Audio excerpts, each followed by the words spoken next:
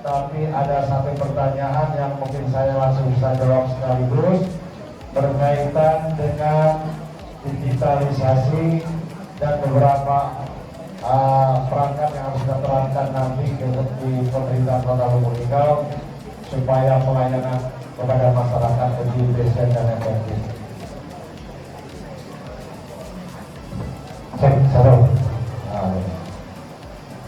Jadi terima kasih. Jadi ada beberapa turunan dari visi menjadi misi. Misi ini terbagi dua lagi menjadi program fisik dan program non fisik. Program fisiknya yang pertama yaitu bagaimana upaya kami nanti merevitalisasi secara menyeluruh PDAM yang ada di Kota Lubuk Linggau. Karena kota ini kebutuhan tentang air bersihnya sangatlah hal yang memang harus tidak bisa kita tunggu lagi, harus kita benahi nanti secara konferensi depan. Yang kedua, tentang permasalahan sampah. Sampah kalau diusut akan dihargai. Semakin di kota besar, hal sampah itu semakin berharga. Produksi sampah di setiap kota ini lebih banyak dari kabupaten.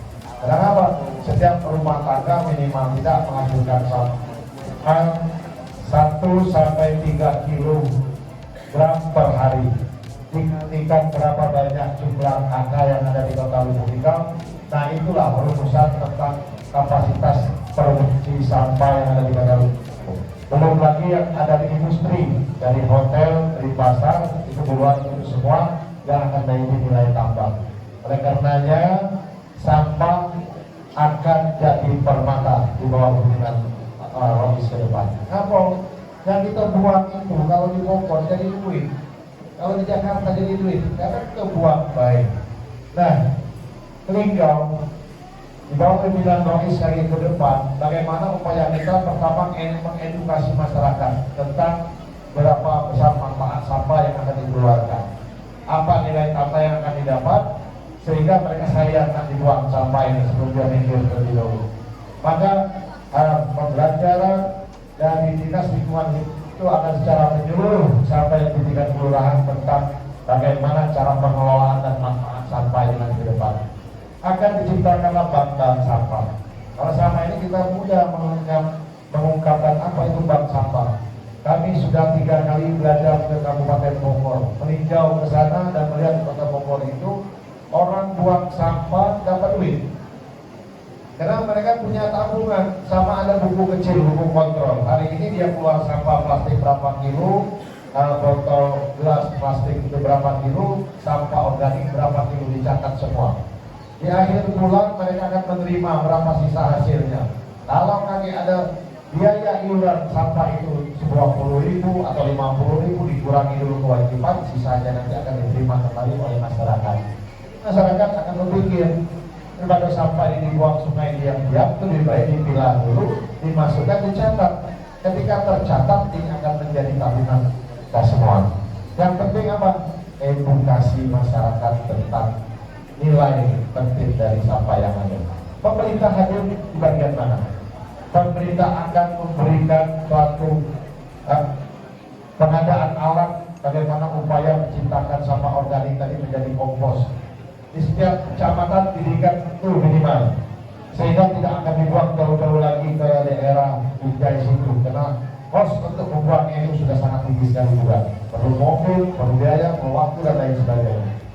Alat itu dibeli untuk sebar, nanti pupuknya nanti disebar lagi ke masyarakat. Jika perlu memang kalau memang diusahakan sudah dibeli, dijual lagi ke masyarakat. Plastiknya, botol plastik seperti ini tidak ada harganya, murah sekali. Tapi ketika sudah diolah sedikit jadi cacar, harganya lebih meningkat. Dilebur lagi di kalori yang panas menjadi balok-balok plastik, akan menjadi nilai tambah tinggi. Akan lagi menjadi kristal dan butiran-butiran plastik, nilainya akan nilai tambah yang lebih tinggi sekali. Jadi 4 tahapan. Mengapa Pak Rodi tahu? Karena Pak Rodi sudah pernah lihat bagaimana tahapan pengelolaan sampah itu sehingga menjadi bahan daur ulang nantinya. Dimasukkan dalam mesin, keluarlah porsi plastik, keluarlah apa-apa yang tercipta dari plastik daur ulang. Jadi 2 tahun Minimal pimpinan rois sampah di Nikau akan bersih, masyarakat akan sejahtera. Karena apa? Karena dia tahu nilai manfaat dari sampah itu sendiri. Yang ketiga yang kami sampaikan, dulu pernah ditanyakan tentang patologi birokrasi. Itu penyakit. Bahasa kita itu penyakit yang juga ada di birokrasi sekarang ini. Pertama, kerja lambat. Kedua, berbelit-belit birokrasinya. Ketiga, ada unsur korupsi nepotisme.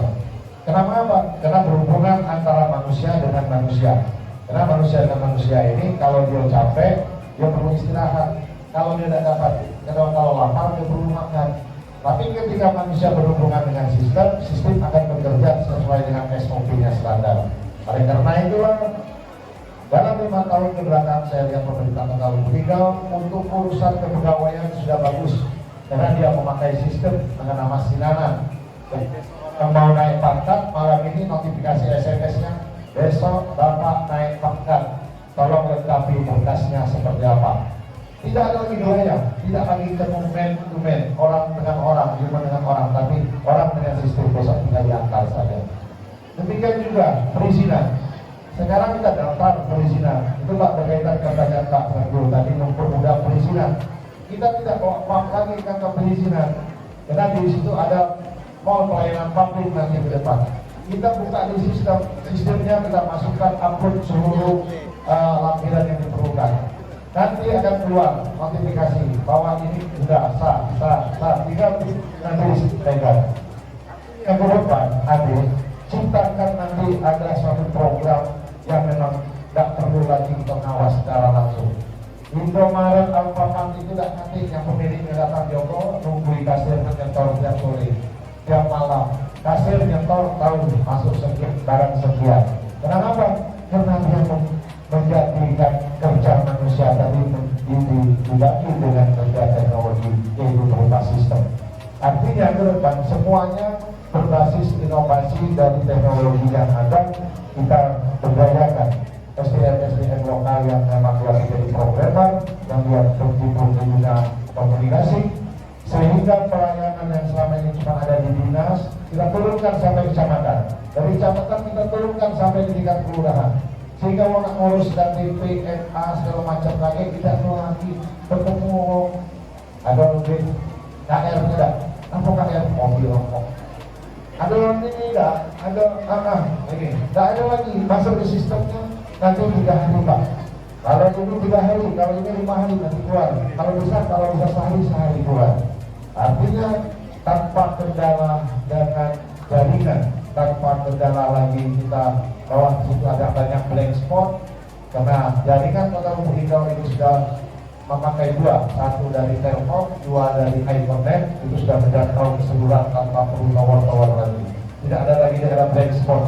Oleh karenanya teknologi yang akan kita terapkan nanti ini berguna untuk mempermudah menghapus patologi birokrasi sehingga pelayanan masyarakat ini tercipta dengan optimal dan berkembang.